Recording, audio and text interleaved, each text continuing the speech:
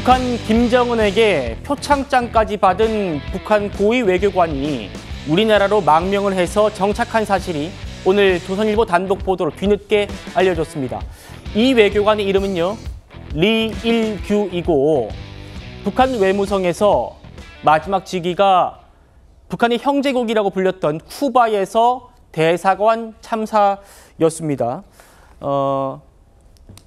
김근식 교수님, 우리 정보당국은요, 한국에 온 북한 외교관 가운데 태영호 전 의원 다음으로 직급이 높다라고 하는데 쿠바에서 외교관을 했다면 대단한 엘리트 아닙니까? 그렇죠. 북한이라는 나라가 국제적으로 고립되어 있는 나라이기 때문에 전 세계의 공간을 운영하면서 활발한 외교 관계를 맺고 있는 나라가 많지가 않습니다.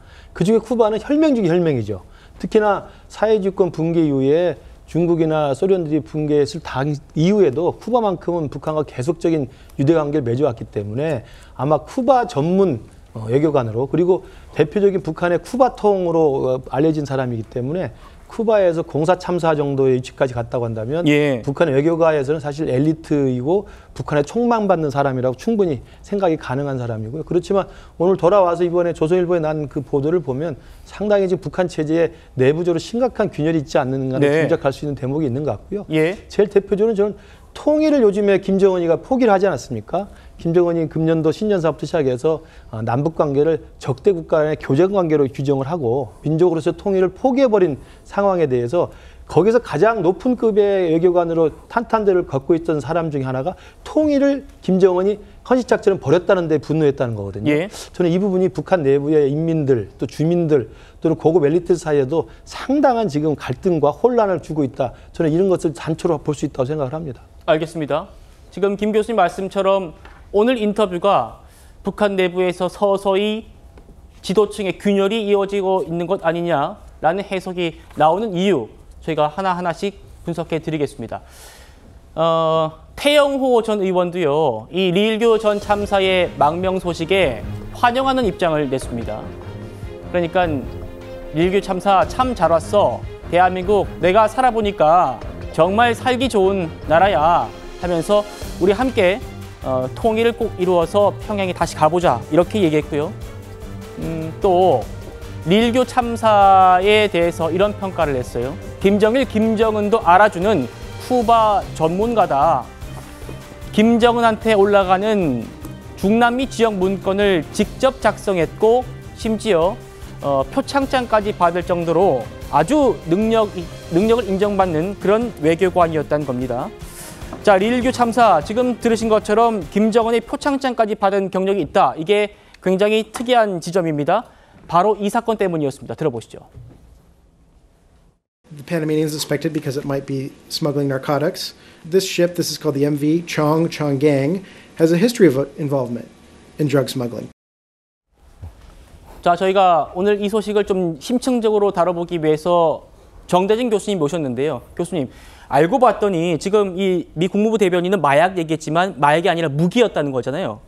네, 2014년도에 이제 쿠바에서 이게 북한 선박 청정강호가 쿠바에서 지대공 미사일을 하고 그리고 전투기 부품을 싣고 가다가 파나마 운하에서 적발이 됐습니다. 이제 억류가 되었는데 이거를 당시 그 리일규 참사가 교섭 담당으로 해결을 해가지고 그때 김정은한테 이제 표창장을 받았다고 좀 알려져 있습니다. 그렇군요. 리일규 전 참사, 조선일보와의 인터뷰에서 흥미로운 북한 내부 권력층 소식도 많이 전했습니다. 바로 보여주세요.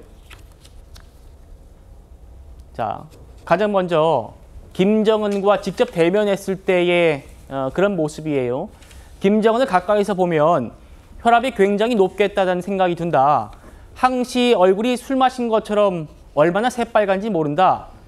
화면에 나오는 것보다 얼굴이 더 붓다. 그리고 인디언 같다. 이런 표현도 했습니다. 교수님, 이 리일규 참사의 그런 증언들이 우리 정보당국이 김정은의 건강을 파악하는 데 도움을 상당히 줬겠습니다.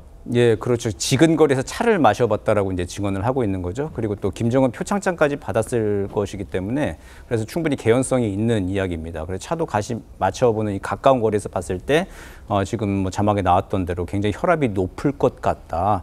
늘 술을 마신 것처럼 굉장히 얼굴이 좀 벌건 상태가 좀 건강이 매우 안 좋아 보인다라고 하는 증언들. 그리고 이거는 사실 김정은 위원장이 그 2018년도 남북 정상회담 하면서 우리 측 뭐 정보기관이나 언론에 가까이에 이미 노출이 된 적이 있었죠. 예. 그리고 조금만 판문점에서도 발걸음을 옮겨도 굉장히 좀 숨가빠하고 힘들어하고 하는 모습, 땀을 많이 흘리는 모습들이 포착이 됐는데 여기에 더해서 이제 지근거리에서 평양에서 평시에 같이 차를 마셔봤던 북한 측의 관료가 증언이 또 더해졌으니까 이게 김정은의 건강이 지금 나이에 걸맞지 않게 정상적인 건 아니다라고 하는 판단을 할 수 있을 것 같습니다. 그렇군요. 자, 그리고 지금 유일하게 공개된 김정은의 자녀죠. 주에 대한 언급도 있었습니다. 저희가 알고 있는 것보다 훨씬 이전부터 김정은이 주애를 간부들한테 소개를 했더라는 대목입니다.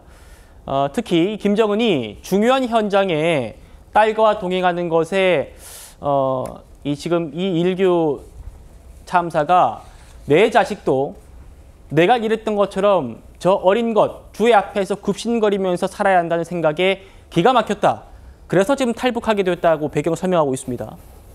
예, 그 평양에서 2016년부터 2019년까지 마지막으로 지금 살았다고 증언을 하고 있어요. 그 당시에 제2자연과학원 아파트라고 하는 곳에 살았는데 예. 거기에 이제 엘리트들이 모여 사는 곳이죠. 뭐 이런 곳에다가 2022년 11월에 이제 우리 언론에 대외적으로 공개가 이제 주애가 되긴 했지만 그 전부터 김정은이 기분이 좋으면은 주애를 데리고 다니면서 이제 소개를 했다라고 하는 증언이 좀 있는 겁니다. 그러니까 공주를 보여주겠다. 라고 하면서 이제 데리고 나왔다고 하는 겁니다. 이게 보통 이제 뭐 여염직에서도 다 이게 아들, 딸들을 왕자, 공주 이렇게 부르진 않습니까? 근데 이게 북한에서 김정은이 주애를 공주라고 부르는 건 좀 특별한 더 의미가 있는 것이죠. 이런 상황들을 좀 보면서 지금 리일규 참사 얘기는 나도 지금 이러고 사는 게 굉장히 힘든데 내 자식 대에서도 계속 이렇게 이게 굽신거리며 살아야 되는가라고 하는 그 자괴감 같은 것들을 들은 가운데 또 쿠바에 갔다가 이번에 이제 망명까지 하는 일이 벌어진 것 같습니다. 예.